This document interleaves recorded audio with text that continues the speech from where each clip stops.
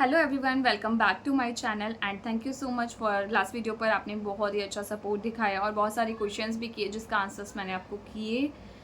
तो गाइज आज का टॉपिक रहेगा कि कंसीव हम जल्दी से जल्दी कैसे कर सकते हैं, या अभी तक अगर हमें कंसीव नहीं हो रहा है तो क्यों नहीं हो रहा है। सब लोग चाहते हैं कि हम जल्दी से जल्दी कंसीव करें, या फिर जो हम मंथ सोच के चल रहे हैं कि हम इस मंथ में अगर ट्राई करेंगे तो हमें नेक्स्ट 9 मंथ का हम आइडिया लगाते हैं कि इस मंथ में बेबी आ जाएगा। लेकिन ऐसा नहीं होता है। तो गाइज़ ये तो बिल्कुल भी पॉसिबल नहीं है कि हम जिस मंथ सोच रहे हैं उसी मंथ हो जाए, और कभी कभी ऐसा हो भी जाता है। अगर हम बिल्कुल करेक्ट टाइम पर कर रहे हैं और हमारी बॉडी बिल्कुल अच्छी चल रही है, हम एकदम हेल्दी हैं और हमें किसी भी चीज़ का स्ट्रेस नहीं है, तो डेफिनेटली हम बहुत जल्दी से कंसीव कर लेते हैं। लेकिन ऐसा 20 से 30% ही केसेस में रहेगा कि हम जब सोच रहे हैं हम तब कंसीव कर लें अपनी मर्ज़ी से। अदरवाइज़ हमें 2 से 3 मंथ्स हम ट्राइंग पीरियड में रहते हैं, तब जा कर के हमें कंसीव होता है। लेकिन कुछ पर्सन्स, कुछ लेडीज़ ऐसी भी हैं जो बहुत बहुत ईयर्स से भी ट्राई कर रही हैं, मंथ से भी ट्राई कर रही हैं, बट कंसीव नहीं हो रहा है। लेकिन गाइज़ ये घर में बैठने का टाइम नहीं रहेगा। अगर आपने अब तक अपने डॉक्टर से कंसल्ट नहीं किया है तो आप जल्दी से जल्दी अपने डॉक्टर से कंसल्ट कीजिए, अपनी सारी सिचुएशन शेयर कीजिए।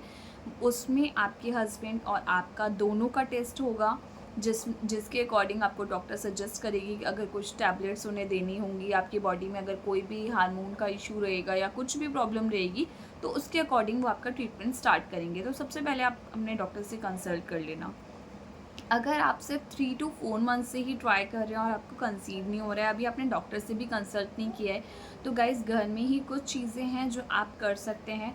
सबसे पहले अपनी डाइट को एकदम हेल्दी रखिए, आप भी और आपके हस्बैंड भी, क्योंकि दोनों का एक बहुत ही इम्पॉर्टेंट रोल है इस प्रेगनेंसी में। सेकेंड थिंग है, आपका राइट टाइम पर इंटरकोर्स होना बहुत ज़्यादा ज़रूरी है, कि आपकी जो डेट है उससे आप कब कांटेक्ट में रह रहे हैं। और ज़रूरी नहीं है कि आपको डेली ही इंटरकोर्स करना है, आप अल्टरनेट डेज़ पर कीजिए, वो ज़्यादा बेस्ट रहता है, क्योंकि हमारे अंदर जो स्पर्म है वो 72 आवर्स तक तो रहना ही रहना है, तो उसका कुछ नहीं होना।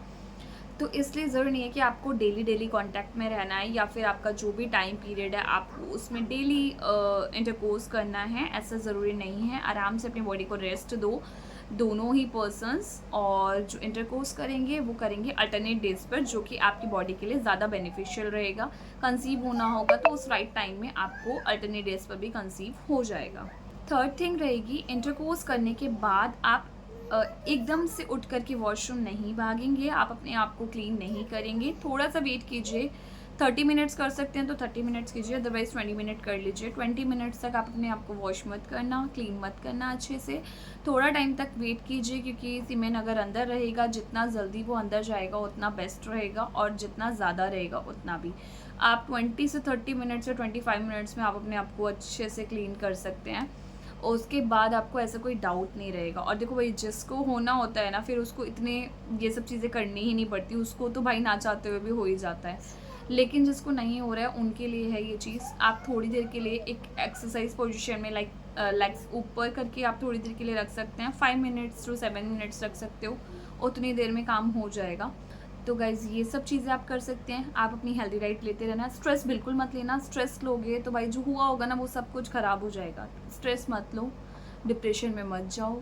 नहीं हो रहा है कंसीव, कोई बात नहीं, भगवान जी कान्हा जी के ऊपर छोड़ दो, सब चीज़ें अच्छी करेंगे, भगवान जी सब अच्छा करेंगे। जब मैंने अपना कंसीव किया था तो मैंने सीरियसली, एक बचपने जैसा होता है ना कि फर्स्ट टाइम है तो हम जैसा सोचेंगे वैसा होगा। मैंने जो मंथ सोचा था ना उसके अकॉर्डिंग मैं सोची थी 9 मंथ बाद बेबी आएगा तो ऐसा ऐसा होगा, बट ऐसा नहीं हुआ था। उस मंथ में तो मेरा हुआ ही नहीं था। और उसके बाद मेरे को ना कम से कम 3rd से 4th मंथ था मेरा, जब हम ट्राइंग पीरियड में थे तब मुझे कंसीव हुआ था। आई थिंक 3rd या 4th मंथ पे हो गया था।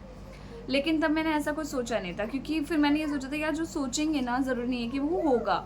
लेकिन और जब नहीं सोचा था तब वो हो गया था, और 45 डेज़ तक पता भी नहीं चला था कि हो भी गया है।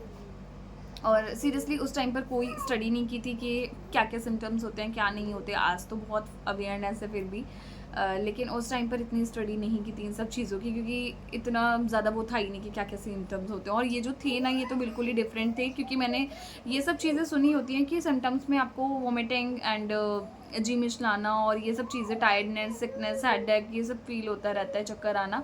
बट ये नहीं पता था कि जो मेरे को ये 2 सिम्पटम्स हुए थे लास्ट वीडियोज़ में आपने देखे होंगे, ये सिम्पटम्स बिल्कुल अलग थे।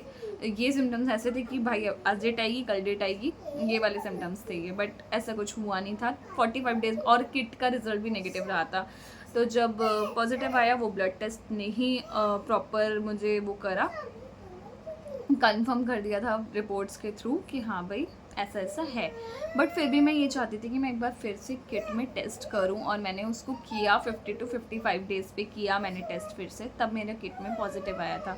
बट जब मैंने 30 या 35 डेज़ पर मैंने किट टेस्ट किया था तो मेरा वो नेगेटिव था। किस रीज़न से था वो मैं नहीं कह सकती क्यों हुआ क्या हुआ, बट नेगेटिव था। लेकिन बॉडी अच्छा फील नहीं कर रही थी और पीरियड्स भी मिस हो गए थे, तो मुझे चेकअप कराना ही था डॉक्टर से। और चेकअप कराने के बाद सारी चीज़ें अच्छी रही, पॉजिटिव रही और एक हेल्दी प्रेगनेंसी रही।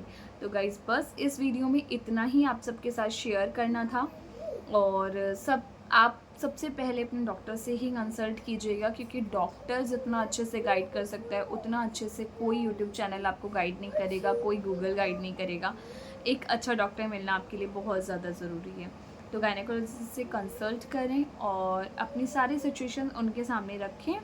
वो डेफिनेटली आपको एक बेस्ट ऑप्शन और बेस्ट सजेशन आपको ज़रूर देंगे। Thank you so much. I hope कि आपको वीडियो पसंद आई होगी। वीडियो को लाइक कर देना, चैनल को सपोर्ट कर लेना। Bye bye, meet you in the next video.